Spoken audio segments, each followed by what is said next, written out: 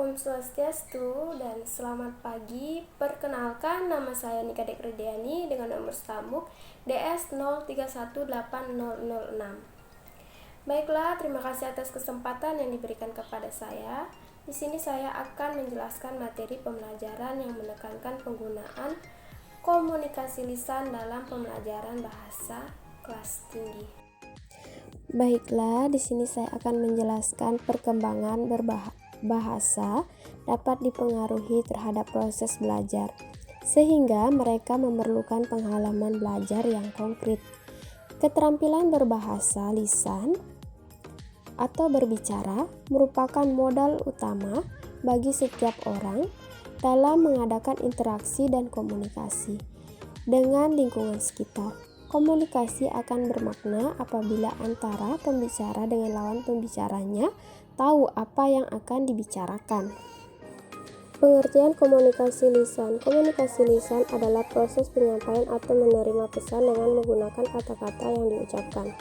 Mode komunikasi ini sangat digunakan di seluruh dunia karena transmisi informasi yang cepat dan balasannya yang cepat.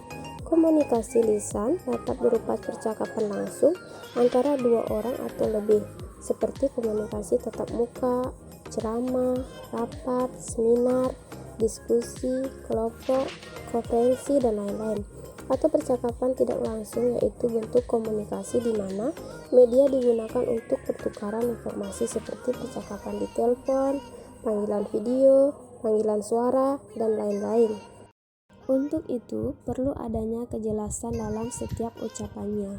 Alat komunikasi yang paling dominan dipergunakan dalam aktivitas sehari-hari adalah dalam bentuk berbicara atau bahasa lisan.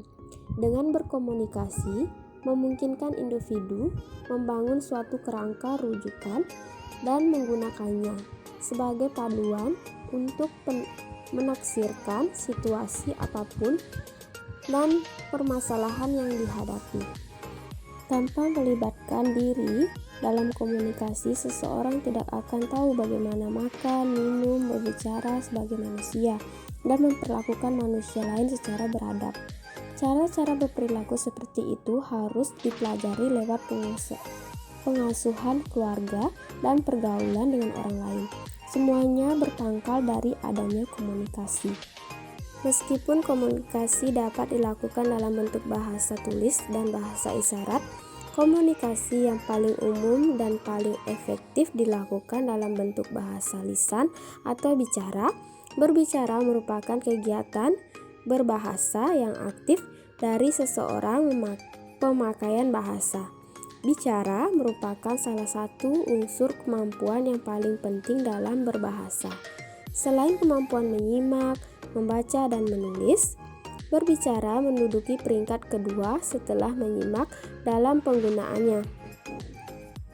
Nah, meskipun mengingat pentingnya berbicara dalam proses komunikasi, maka hal yang harus diperhatikan adalah bagaimana seseorang anak memperoleh bahasa.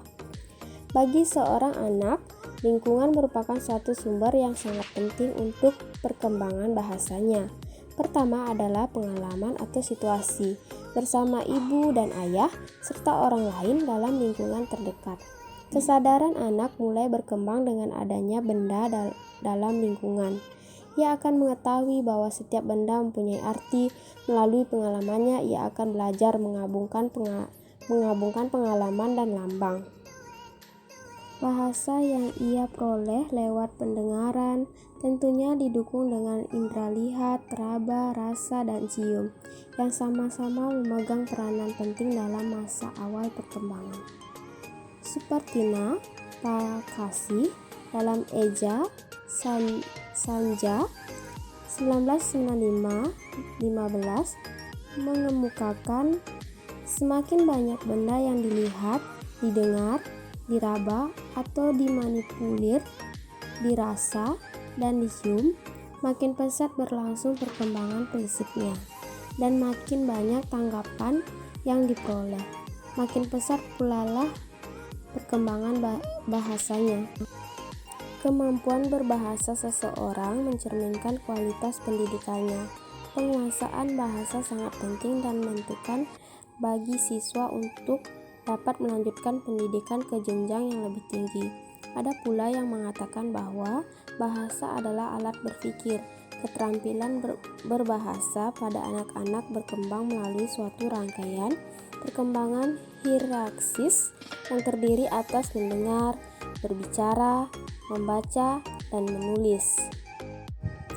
Jenis bahasa lisan. Ada dua jenis bahasa lisan yang tidak dapat dipisahkan kaitannya dalam rangka meningkatkan keterampilan berbahasa seseorang, yaitu kemampuan bahasa reseptif atau menyimak dan kemampuan bahasa ekspresif atau berbicara.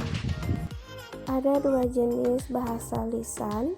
Yang pertama, bahasa reseptif atau menyimak. Bahasa reseptif pada masa lalu, keterampilan mendengar sering diabaikan dalam evaluasi bahasa.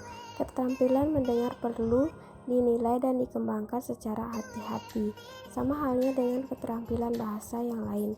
Sebelum kemajuan-kemajuan akademis dapat dicapai, seseorang siswa harus terlebih dahulu belajar menerima informasi, mendapatkan makna dari informasi, dan selanjutnya mengekspresikan atau memberikan berbagai tipe umpan balik yang mengidentifikasikan mengenai pemahamannya. Kedua, bahasa ekspresif atau berbicara. Selain bahasa reseptif, aspek penting dalam kegiatan berkomunikasi verbal adalah bahasa ekspresif atau berbicara. Dengan keterampilan berbicara, seseorang akan mampu mengekspresikan pikiran dan perasaannya secara lisan. Baiklah, di sini bisa saya simpulkan yang telah saya paparkan yang dapat dikemukakan, yaitu ada dua. Yang pertama, bagi peserta didik. Peserta didik hendaknya lebih aktif dalam mengikuti pembelajaran di kelas agar dapat meningkatkan keterampilan komunikasi lisan. Kedua, bagi guru hendaknya dapat menentukan metode belajar yang tepat dan dapat memberikan dorongan untuk meningkatkan keterampilan komunikasi lisan. Baiklah, sampai di sini materi yang bisa saya sampaikan. Jika ada salah-salah kata, saya mohon maaf. Saya tutup dengan Pramusanti. Om Shanti Santi Santi Om, dan selamat pagi.